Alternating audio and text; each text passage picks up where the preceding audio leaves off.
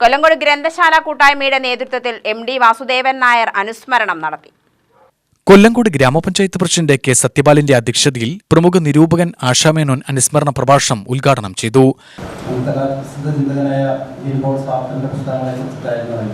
മറ്റൊന്നും എനിക്ക് അറിയുന്നില്ല. ആർമേറ്റിന്റെ വിലാസം എം.ടി. വാസുദേവനായരുടെ പത്രാധിപരമാണെന്ന് പോലും എനിക്കന്ന് അറിയാൻ തോന്നുന്നു. പത്രാധിപരം എം.ടി. വാസുദേവനായ രീതിക്ക് ഞാൻ അയച്ചു കൊടുത്തത് പെട്ടെന്ന് തന്നെ അദ്ദേഹത്തിന്റെ മറുപടി വന്നത് വളരെ ഊഷ്മളമായിട്ടുള്ള രീതി.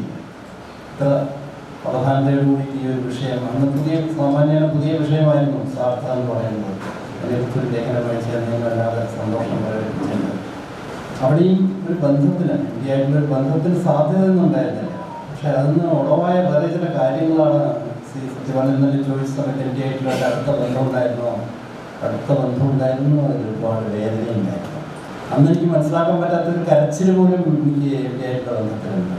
അതുകൊണ്ട് ഞാൻ ശ്രീരാജഗോപാലൻ എന്നോട് പറഞ്ഞ വ്യക്തി അനുസ്മരണത്തിന് ഞാൻ വരുന്നില്ല എന്നാണ്. അങ്ങനെ വേദന കൂടി പകർന്ന ഒരു ബന്ധമായിരുന്നു. കാരണം എനിക്ക് എൻ്റെ ലേഖനത്തിന് എൻ്റെ ഒരു സുഹൃത്ത് സമ്മാനമായി തന്നത് മഞ്ഞ എന്നുള്ള നോവലാണ്. ഇത്ര യാദൃച്ഛികം ഞാൻ ആലോചിച്ചോ.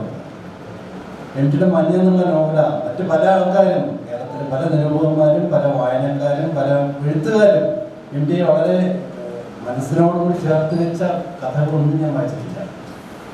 നല്ലൊരു ഞാൻ വായിച്ചിട്ടില്ല, അസലെടുത്ത് വായിച്ചിട്ടില്ല, കാലം വായിച്ചു എനിക്ക് യാതൊരു തൃപ്തിയും തോന്നിയില്ല.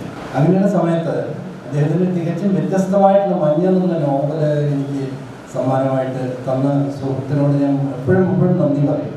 അതില്ലെങ്കിൽ ഞാൻ ചിലപ്പോൾ മഞ്ഞും കാണില്ലായിരുന്നു. കാരണം എൻ്റെ വാസനകളോ അല്ലെങ്കിൽ എൻ്റെ സെൻസിബിലിറ്റിയോ ഒക്കെ രൂപപ്പെട്ടത് അന്നത്തെ മറ്റൊരു ഏറ്റവും പ്രസിദ്ധമായിട്ടുള്ള നമ്മളെല്ലാവരും അറിയുന്ന ഖസാക്കിന്റെ ഇതിഹാസം എന്നുള്ള നോവലായിരുന്നു. K Bhaskaran, K Vasudevan Nair, K Vijayan, Kochappan master, ഗ്രന്ഥശാല സെക്രട്ടറി എം കലാധരൻ, ഹരിജനോദ്ധാരണ ഗ്രന്ഥശാല സെക്രട്ടറി കെ ബിനുകുമാർ എന്നിവർ അനുസ്മരണ പ്രസംഗം നടത്തി.